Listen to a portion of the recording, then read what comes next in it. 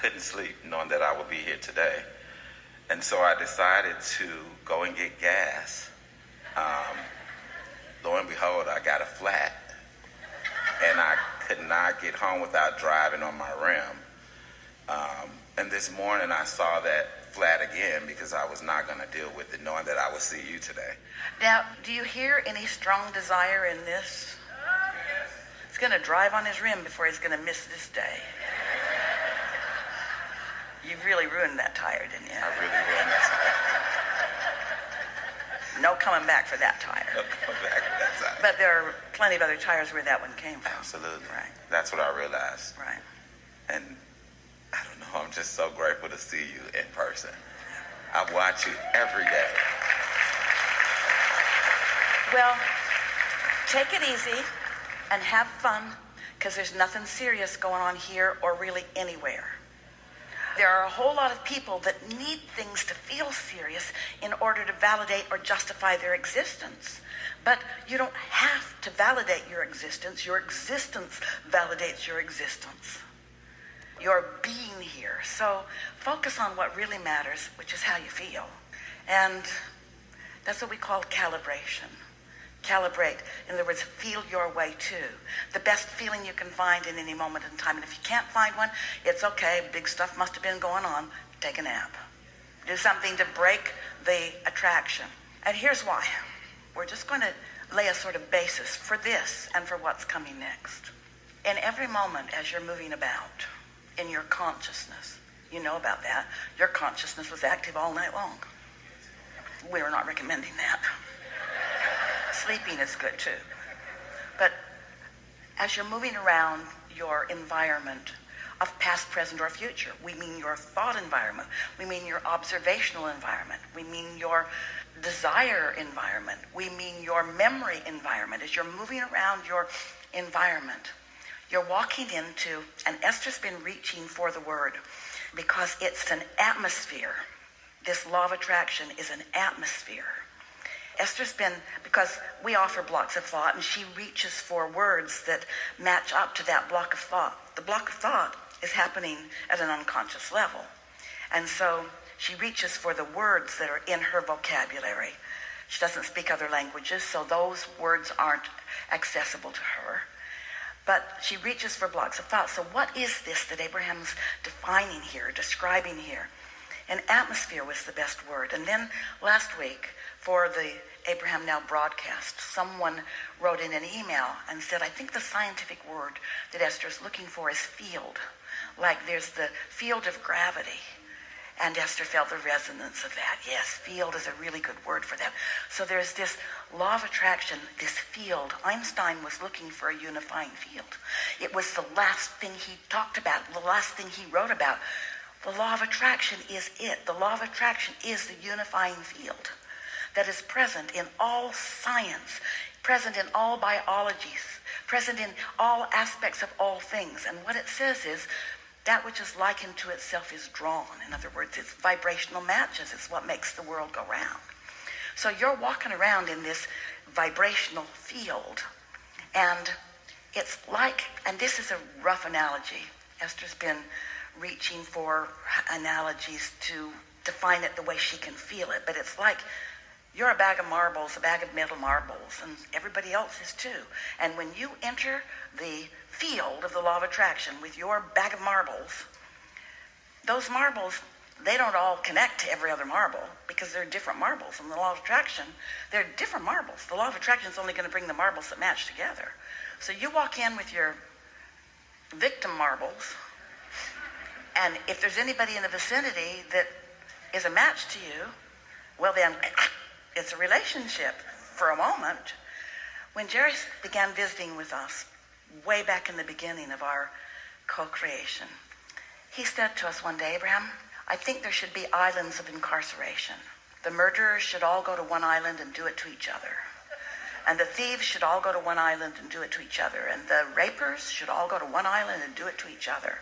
And we said those vibrational islands exist.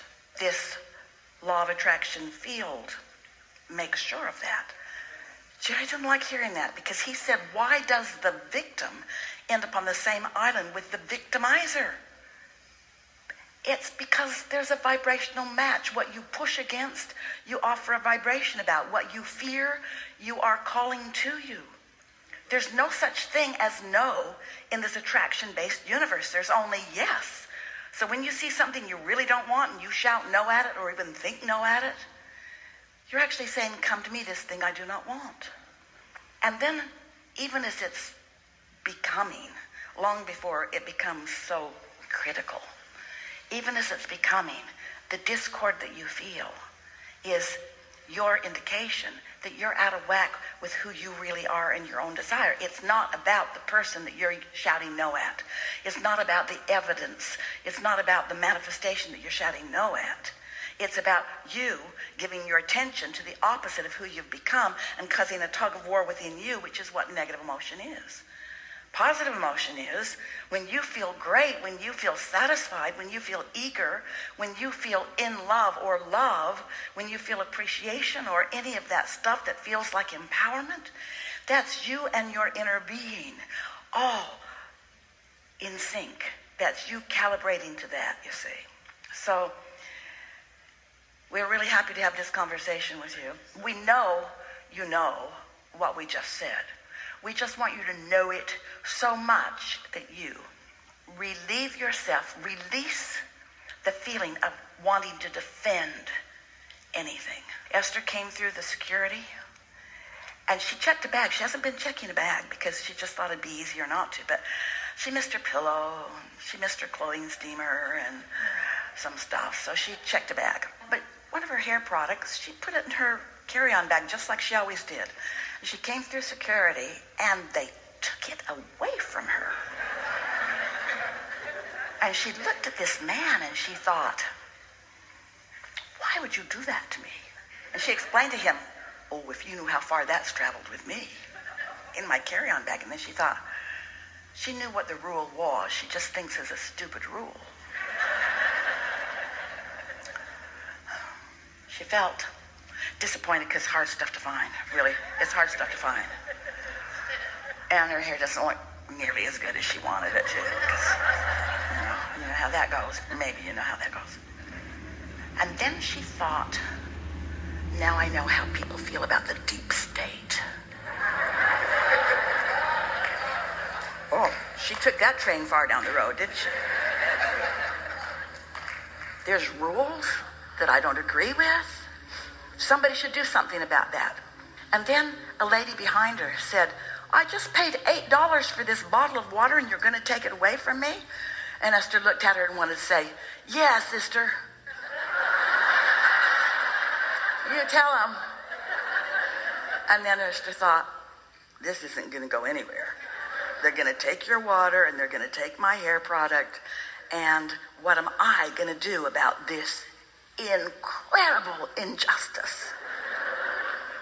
What are you going to do about your perceived injustice? What are you going to do? You're going to make it bigger? You're going to join a club? You're going to fight hard against that? Because there are a lot of people that think that's how you make things better. Just get a whole bunch of people to push really hard against them. When what's really happening is, every time somebody lives what they don't want, you ask for what you do want. Now, Esther never really thought about that hair product being in her vortex. But what is in her vortex is guidance. She thought about throwing it in the other bag. Inspired thought from us. But it's been in this bag forever. Poof. Not anymore. It'll never be in that bag again. It'll never be in any of Esther's bags again. It's long gone. So sometimes it seems like it's great, big, really important things. There are a lot of big causes in this world, things you care deeply about, and we get that. But you know, what makes up the majority of your point of attraction are things like that. Just little slights, things just not going the way you want them to. Someone looking at you the wrong way, or someone in a place of insecurity not feeding you the way you would like to be fed in that moment, and you coming to conclusions that may or may not be accurate about them, but that's irrelevant. If it doesn't match what your inner being's thinking about them, then you feel the tug. You feel the tug. And so That's what we're talking about here, is finding a way that when you feel the tug, to know what it means. I'm out of whack with my own desire, and my inner being is looking at this differently. And here's why you feel the tug that is negative emotion, all the way from disappointment to fear and true disempowerment. Here's why you feel that tug. Because your inner being knows who you are. Your inner being knows what you're in the process of creating. But here's what's really going on. Your inner being is non-resistant. Only love, no hate. Only clarity, no confusion. And so on. And because that perspective, that point of attraction, is so absent of resistance, when the law of attraction, when your inner being walks into the field of law of attraction, and it does, constantly, even while you are sleeping, when your inner being walks into that field with no resistance, there is a powerful calling. All of the cooperative components are gathered toward the fulfillment of that. You have no idea the power that is working on your behalf. And so you ask for it, no matter how big or small, insignificant or significant it seems to you. When you ask, whether with your words or with your defiance about what you don't want, because when you know what you don't want, you're asking for what you do want, whether you're articulating it or not. You've created a vibrational reality.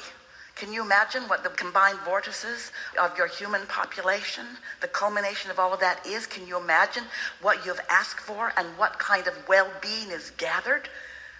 Do you know that's why your Earth spins in its orbit in perfect proximity to other planets, and the water moves around the planet and feeds you, and you don't have to truck in? There isn't any place to truck it in. Seeds from other places. Do you understand the continuation of your thriving on this planet?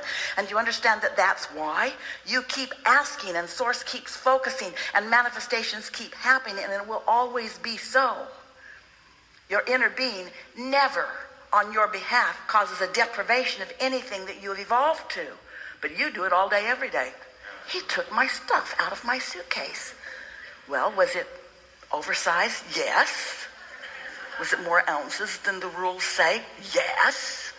But it's been in there every time. Feels kind of silly, doesn't it? Feels kind of silly. All those things that you use as your reason to not calibrate to what you want. Your inner being and the law of attraction are gathering the cooperative components. We cannot state in strong enough words what that means to you. It means you can be or do or have anything.